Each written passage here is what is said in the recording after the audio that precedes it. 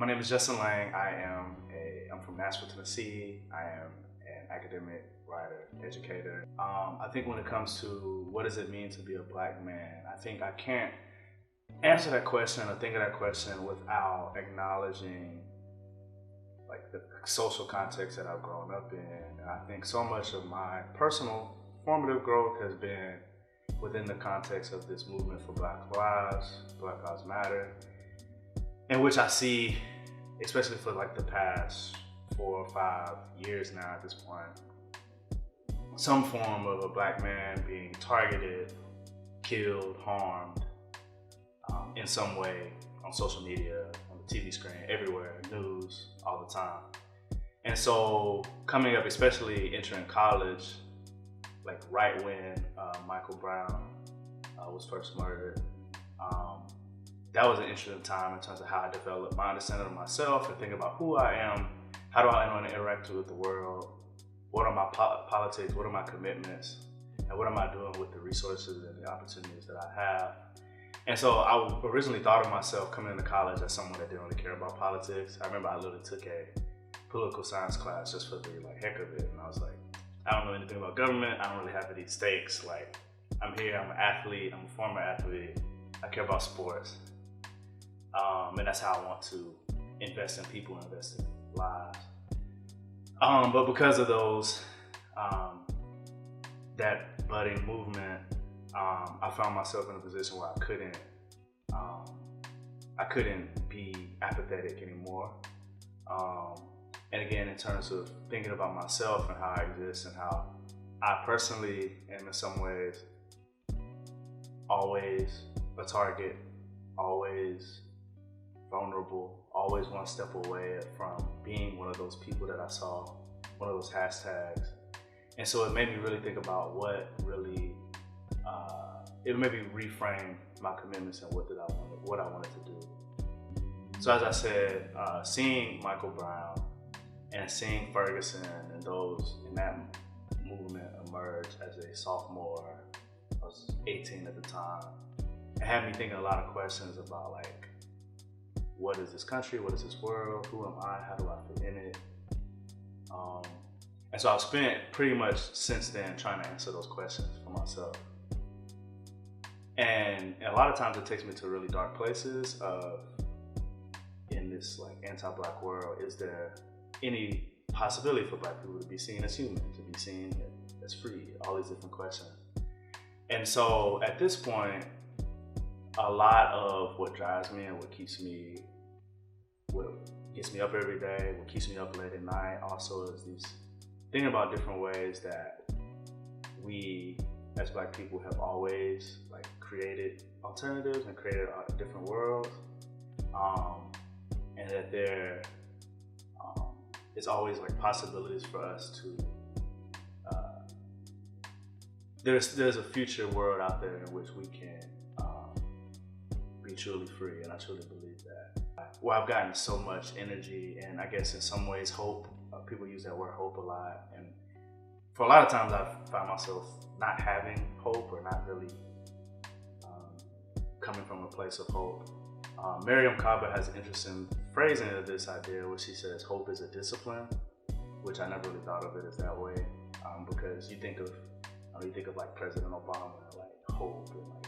yes we can and these big kind of baseless things, but if you think of hope as a discipline, it's something that is constantly invested in, cultivated, and also rooted in like struggling with folks and building in communities and building relationships and loving on your people. I could say that's something that I have definitely found myself more invested in recently and finding recently as I continue to be inspired by, especially here in Nashville, like the incredible work so many folks are doing to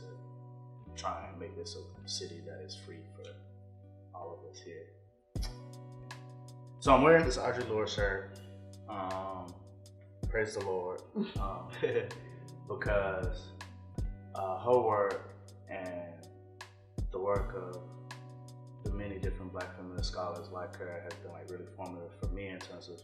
thinking about who I am and challenging how that I show, how challenged in the ways that I show up for folks, for all Black folks, period. And so I think of, when I think of that trajectory, the first book that I really encountered that challenged me, the first idea that really challenged me was like, oh, like I should be thinking not just about Black men. I read Patricia Hill Collins' Black Feminist Thought my sophomore year again. So this was at the very, like as I'm seeing the Mike Brown and the Ferguson narratives and thinking about Black Lives Matter, and especially as Black Lives Matter was emerging, and that it was created by like Black queer women who were very like intersectionally approached. And then, so it had me, that text and thinking about that emerging movement had me really think, forced me to be really reflective about like, okay, how am I showing up for folks, for all Black folks in the community, in our communities, I guess. And then what are the ways that I have been like taught to, I guess, live and think that are harmful to other folks that I may or may not realize, whether it be the ways I've had, you know, being in college, right, the levels of class privilege that affords, and thinking about how that positions me amongst other Black folks, or as a cisgender heterosexual Black man, and thinking about the ways I've internalized different and had to unlearn different ways of forms of homophobia, transphobia against like my queer and trans family in the Black community. And then also just thinking about, and then after that, thinking about Black feminism as it relates to my relationships, both on a political, but also like on a personal level with the women in my life, and thinking about the different ways of like emotional harm that I might do that I don't really recognize, right? And so I've kind of combined this like learning piece with like, how do I develop personally, and how do I be a person that is like true to the political commitments and the things that I write on paper, and like how do I act it out in my real life in terms of how I treat folks, how I am as a partner, and all of those different things. What I would want to tell my younger self as far as like developing as a Black man, I think one of the most important things, and especially this is part related to like Blackness, but also like just me, my own personality.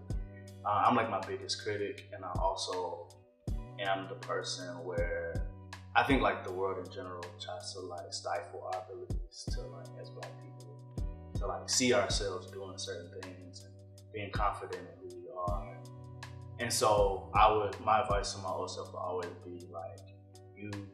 like have the ability, like you deserve to be where you are,